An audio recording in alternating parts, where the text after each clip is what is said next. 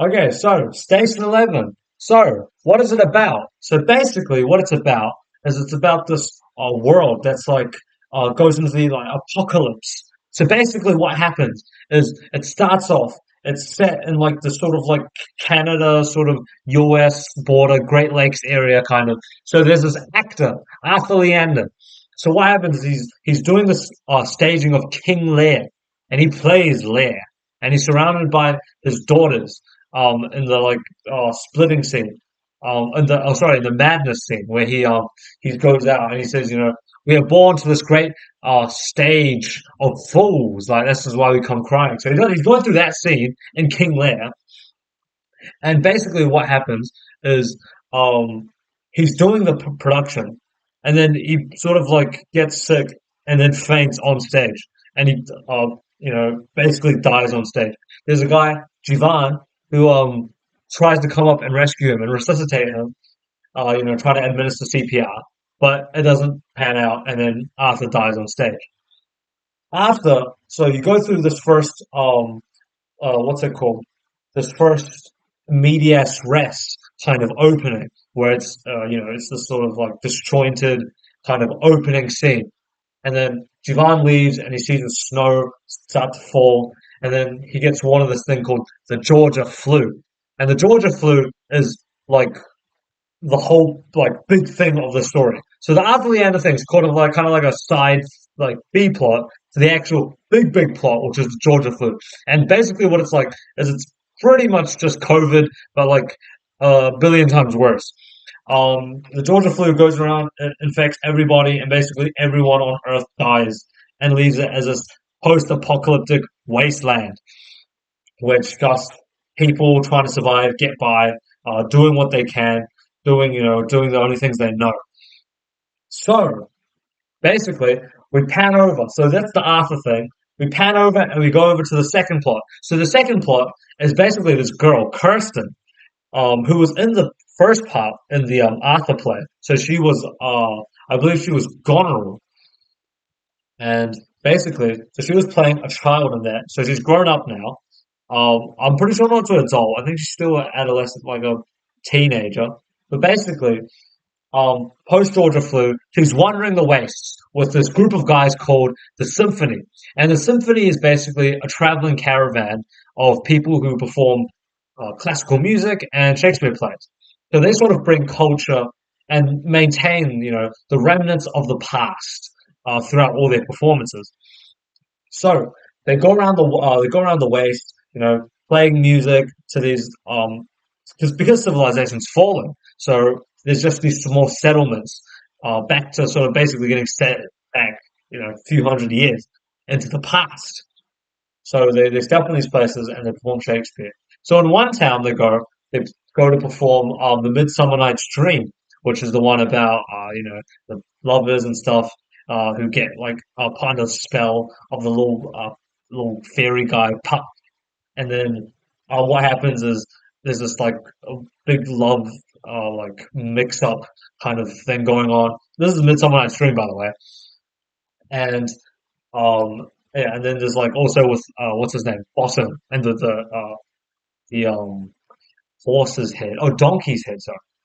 But basically, what happens is they perform a Summer Night's Dream in this town called Saint Deborah by the Water, and Saint Deborah by the Water is sort of this normal town that's been transformed and taken over by this religious cult, led by well, who they call the Prophet. So the prophet goes around and he's doing a spiel. He's like, "Oh, we are the chosen children. You know, we are alive because, like we're awesome. Like God has chosen us to live." So basically, they perform the thing, and then after they perform it, they kind of go around. They're like, "Ooh, this place is kind of suspicious." They see that there's gravestones for some of the friends that used to be in the symphony that they believe aren't dead, but you know they have gravestones, and they see that they're like, oh, and then they see his like the prophet's speech, and they you know, it sort of adds on, and then afterwards, after the speech, what happens is that you get even more. So there happens a speech, right, and then um, they also like there's also when they're about to leave. there's this sort of like thing going on about this like girl who follows him, and she's like, "Oh, I don't want to be like a bride," but she's like a child. And then they're like, "What do you mean?" They're like, "Oh, basically the prophet and his friends take on child brides." And then it's like, "Oh, this is some weird like doomsday cult," and they do like weird stuff. So they get the hell out of there. And basically, so that's sort of like the main thing. And then you basically it pans back and forth. So then you pan back to the Arthur plot, and it's basically Arthur and his like failed love life. So like Arthur, he's like a famous big actor, big celebrity, Hollywood guy. He grew up in this small place, small island in Canada, which I think is I think it's a fake one. It's called like Delano Island. He goes up there and then he leaves, becomes an actor. He goes to Toronto and he does the whole thing where he goes to Los Angeles, goes to Hollywood. Um, but yeah, so then he falls in love with this. He falls in love with this like artist, Miranda. She breaks up with her boyfriend, Pablo, I think. She breaks up with him, and she's like, "Nah, you know what? I don't want to do this like anymore," because she's just sick of him. And she gets with Arthur, who's this like charming, charismatic. But meanwhile, she's doing this. She's penning these things called the Doctor 11 comics. That's where Station 11 kind of comes from. It's from like Doctor 11 is in this like weird space alternate universe thing with this thing called like the Undersea, which is like a network of like uh, information or like something along those lines. It's kind of confusing, but so there's the undersea and there's like all that stuff. And so basically what happens is there's this part where Arthur is like he has a party with Miranda. So this is like a few years forward. And he basically like cheats on her. So he's at a dinner party with a woman called Elizabeth and he goes and cheat on Miranda, and then while he's doing that, Miranda like goes out. She's like, "I need a break. I need a breather." She goes out with um, a little dog, which was like I can't remember the name right now, but it's pretty important. There's an important dog, and basically, she goes out with the dog and she talks to like his friend Clark. Like, oh, Arthur's changed. Like, he's a good guy, but he's changed. And she also spots Jivan, who's the guy who tried to save Arthur. But at this point, he's a paparazzi, so he's camped outside Arthur's house trying to snap pictures. And then while Miranda's guards down, while they talk, he snaps a photo because he's a bit of a prick at this point.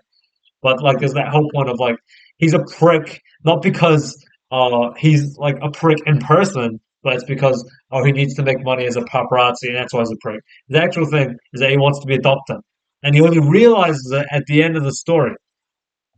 So, anyways, and then you like basically flash back over to like the Kirsten part, and they're sort of traveling the wastes. They're still like trying to.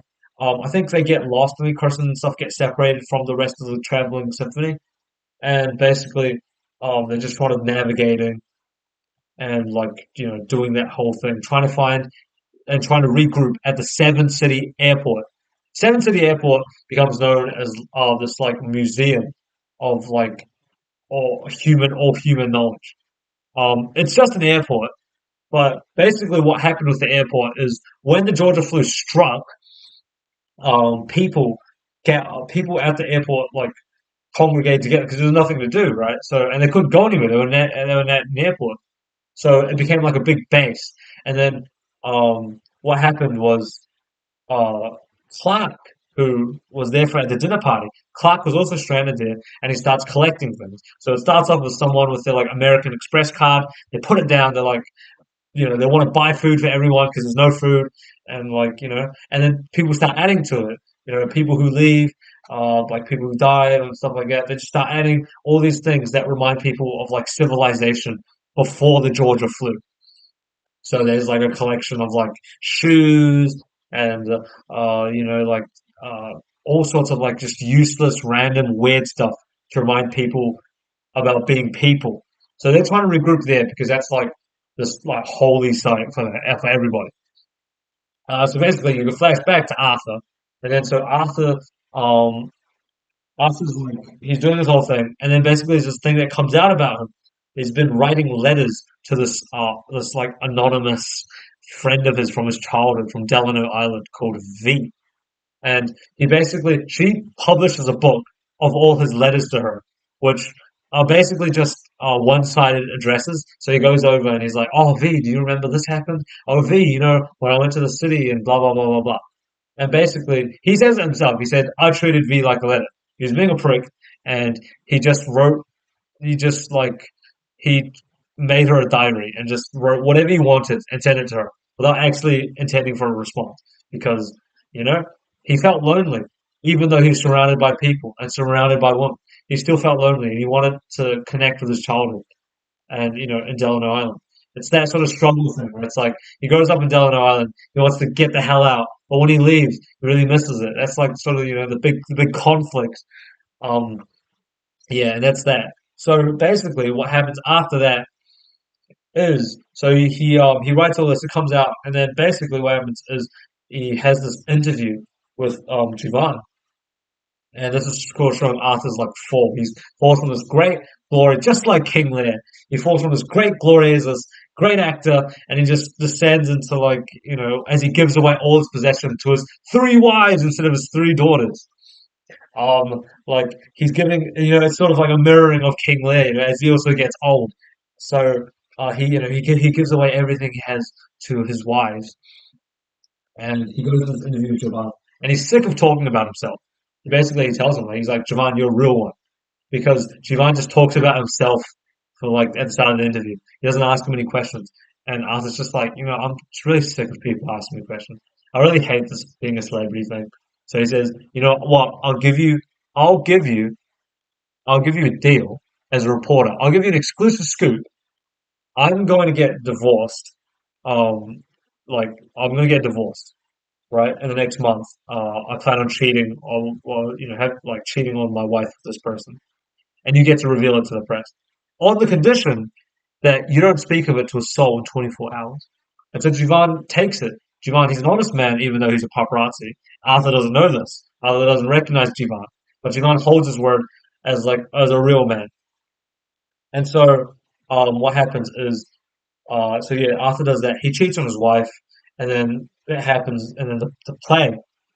So yeah, and then so basically you flash back to the future, and it's sort of this like um, so what happens is Jivan is like wandering the wastes. He leaves his brother Frank behind, who's disabled, I think, because it's sort of like a like Antarctic expedition thing where he's like sacrificed himself. So I can't keep holding back. And so just wanders around the Great Lakes. And he basically what happens is he just in the wasteland he finds his passion as a doctor because there's no one else who can do it, and he happens to have like experience and some like knowledge. So he sort of fulfills his dream in a weird way in the post-apocalypse. Meanwhile, so what happens is, and meanwhile with Kirsten's still trying to find her way back. Meanwhile, this is interspersed with interviews that she gives with this guy Diallo, who's this like town reporter, and he kind of asks her about like the past and the memories because memory is a really important thing throughout the whole book.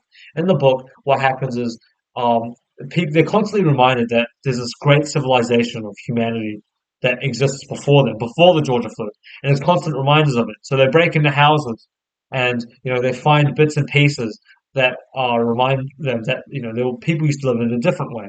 There's like poetry, gossip magazines.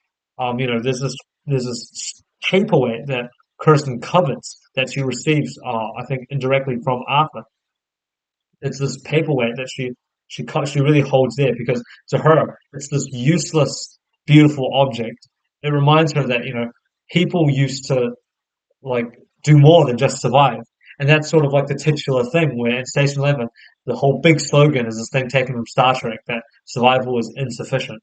That like just being a bare human, like poor Tom in King Lear, is not enough to sustain a human life and to sustain, like being a person, right? Like because it's like what separates us from being monkeys. The only thing that separates us from being monkeys is the fact that we have culture, we value objects that are useless, right? We play music, we watch, we talk to people, we have conversations, right? We like, we don't just eat and like sleep and reproduce. There's more to that than to being human, and that's sort of what like everything boils down to. And she's like, And so she basically does these interviews with him, and he's like, "Oh, what do you remember of that past?" And she talks about it, but she also refuses to talk about things that are personal, like the fact that she's killed people. But yeah, and so at the really end, sort of, she before she meets up with everyone else, they sort of run into Tyler. Well, not well, sorry, the prophet who happens to be Tyler. Tyler happens to be Arthur, Arthur's son, who he has with his second wife. So basically, so his name's Tyler Leander. Basically, it gets revealed to us that at the airport he was there with his mother, on the day that the Georgia flu struck, and he had his Station 11 comics and the Bible. Those were his things that he had, and so he sort of takes this and he like misconstrues everything, and he like turns it into this doctrine and this ideology that he takes off into the wastes. So yeah, and so basically they get into a confrontation, and he's like, "Whoa, like I'm not gonna let you go. Like you messed with me." So they get into a fight, blah blah blah. He dies, and then Kirsten, who's previously been obsessed with Doctor Lennon comics, finds out that Arthur is sorry, Tyler is also like related to it, and it's this sort of revelation, the sort of epiphany moment. And yeah, so at the really end of the book, it gets resolved, and she meets back up, and then yeah, it's this like this sort of whole like thing. But yeah, so the book is basically just all about um, what separates us from being human and not human. It's that whole like King Lear thing, right? It's basically King Lear if King Lear was mixed with like Fallout, Cormac McCarthy's The Road, and like aspects of I don't know, like celebrity gossip and like a biopic. That's like what it is. It's just this story about people trying to survive, people trying to make things better about their life, and dispersed with this celebrity narrative of this guy who gets everything he wants, but he feels empty. He still, in a way, is just surviving, and he feels it's insufficient. So he just, so yeah. But that's basically Station 11, and I thought it was a great book. I saw some reviews, and some of them were mixed, but I genuinely thought that it was really good because it was a fun read. I think that it was a quite, there were lots of good references. The pacing was decent. Like, yeah, I mean, it was probably a poor summary, but I'm just saying that, the book was good. I'd rate it a 8 out of 10. Like, honestly, because it was a really good book, and given the chance, I'll probably read it again. So yeah.